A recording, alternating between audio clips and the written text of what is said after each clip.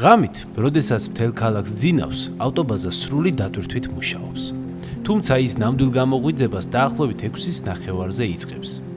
როდესაც მორიგი ავტობუსებს ძღოლები მოჰყავთ. ავტობაზაზე მოსული მძღოლი პირველ რიგში მიდის სადისპეჩეროში, რომ გაიგოს რომელ მარშრუტზე უწევს მუშაობა იმ დღეს. ამის შემდეგ უკვე ავტობუსებთან გადადიან, რომ ჩაიბარონ გამზადებული ავტობუსები. ამ პროცესის დაკვირვებისას დავინახე ერთი ძალიან საინტერესო რამ. მძღოლები ავტობუსებს საკუთარი შვილებივით უვლიან.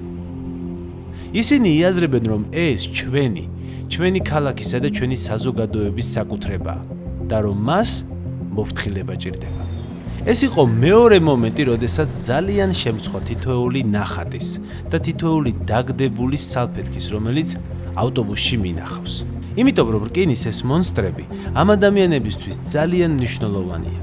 შეიძლება ითქვას, რომ სიცოცხლის ნახევარზე მეტს ისინი ამ მანქანებთან ატარებენ.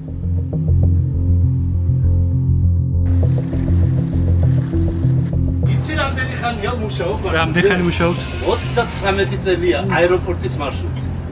39 წელი. ხო პატარა დრო არ არის, მაგრამ ვემსახურები ხალხს 5-იანზე. არც ერთი საყვეთო, არც ერთი შენიშვნა. კიდე მადლობები მგზავრებიდან და ცოტა ხანი კიდე თუ მომუშავებენ, კაი ბიჭები გქონდეთ. გაიხარ, კარგად იხარ. ყოველი გასვლის წინ ავტობუსმა აუცილებლად უნდა გაიაროს შემოწმება. ინსპექტორი მთლიან ავტობუსს ამოწმებს როგორც შიგნიდან, ისევე გარედან. მოდი ახლა ერთად გავიაროთ შემოწმება და ვნახოთ თუ რა უნდა იყოს წესრიგში ავტობუსზე, რომელიც ბაზას ტოვებს. ელამშვიდობის. შიშობობის ვედია, რომელიც აუცილებლად უნდა შემოწმდეს გასვლის წინ. რომ მუშაობს ნამდვილად, ხო? ასევე სავალდლების მდგომარეობა არ უნდა იყოს ახეული გაწვეთილი.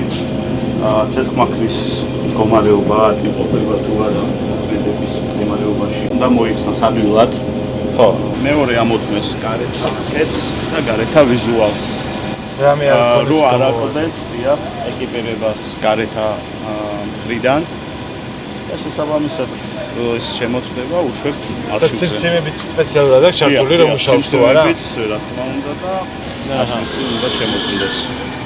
всё, შვენიერი, გასაგებია. მადლობა ძალიან დიდი.